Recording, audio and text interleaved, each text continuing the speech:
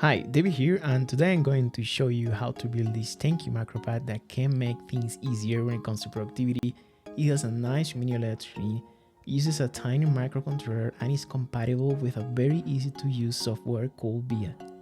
Alright, let's do this.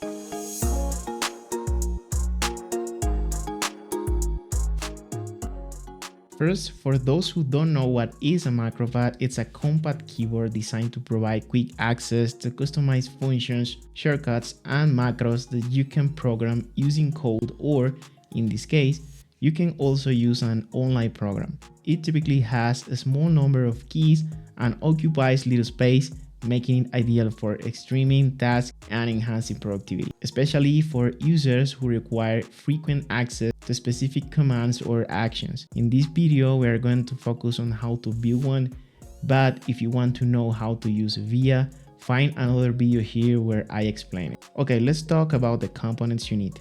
For this project, obviously, you will have to get a set of keycaps, 10 in total, and 10 switches of your preference. You will also need a 128 by 64 OLED display. You can get it on Amazon or AliExpress. If you prefer, you can also go for a 64 by 48 OLED screen. This one is smaller and less supported by QMK community, but still a good choice.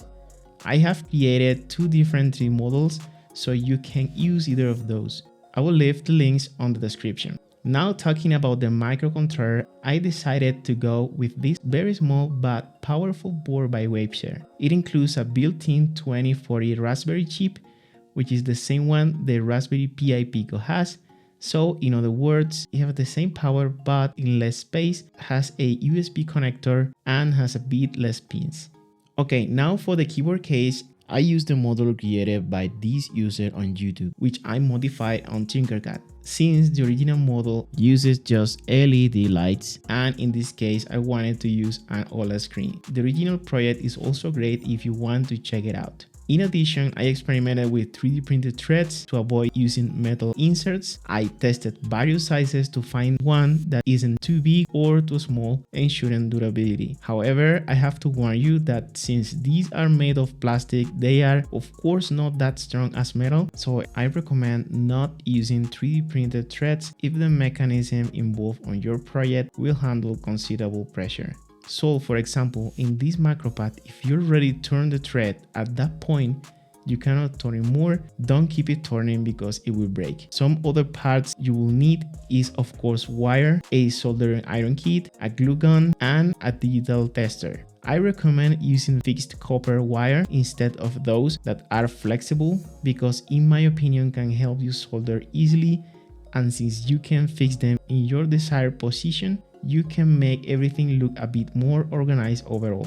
Okay, now that you have everything you need, let's go with the assembly process. The first thing, and this is very important, we are going to check if the switches are working correctly. I say this because if it happens that you glue and wire up everything to only then find out that there's a defective switch not making good contact or is not lubricated enough, you will have to unmount everything and do it again. Believe me, there is no fun on that. For this, use the voltmeter on the diode mode. If you see any change on the screen or a sound when you press the switch, that means that it's working. Once you check them all, start putting them on the switches holes like this, and once you finish, you have to glue them consistently.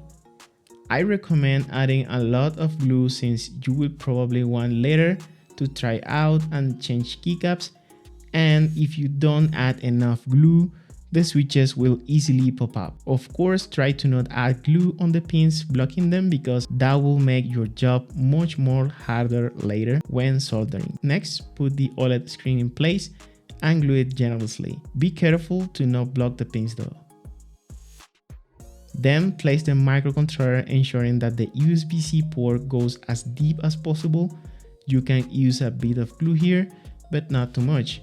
I said this because I added a notch in the design, so when you assemble the top and the bottom, the microcontroller will stay firmly in place no matter how many times you plug and unplug the USB cable. Therefore, the glue you use here will serve more as a temporary assistance for soldering, and you should remove it once you are done, so it won't obstruct the notch.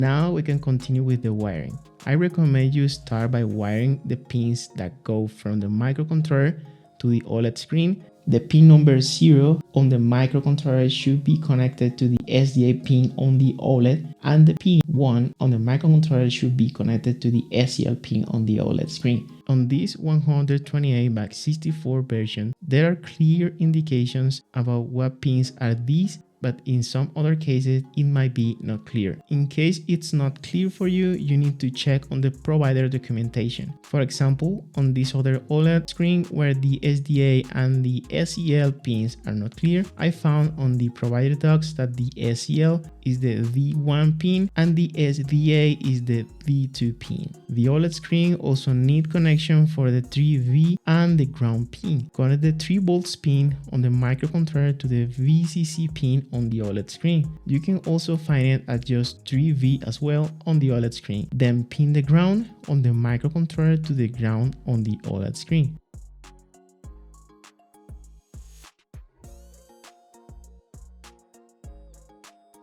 Now moving into the switches, if you have seen other keyboard creation videos, you will probably heard about rows and columns, but since there are only a few keys in this Macropad and there is enough pins on the microcontroller for every key, I decided to go with a direct wiring instead of a rows and columns setup. Rows and columns are more handy for traditional keyboards layouts that has much more keys than the microcontroller. For example, a plain keyboard has 48 keys and this microcontroller has only 24.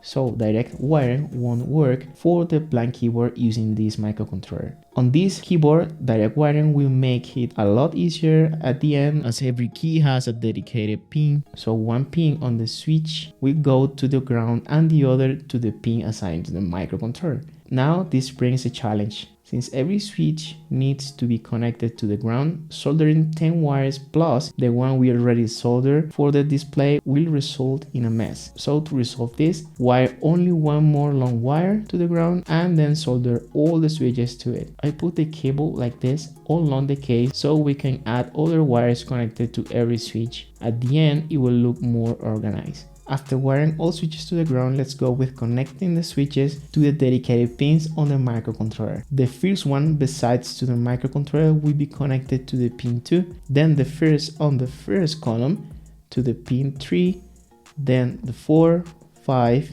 and so on.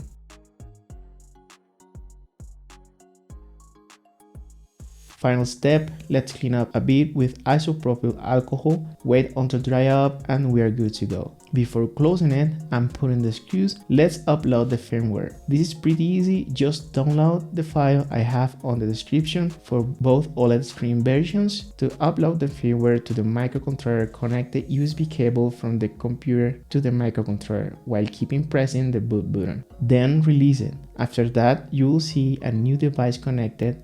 Now drag the file you download into the device and it will automatically be ejected and you will immediately see the animation on the OLED screen. Finally, use an Allen key for the threads and that's it. You are ready to connect and program with VIA. Okay, I hope you have enjoyed the video. Please consider subscribing and hitting the like button. I'm happy to know your experience creating your Macropad in the comment section, or let me know if you have any questions or any doubt. See you next time. Bye.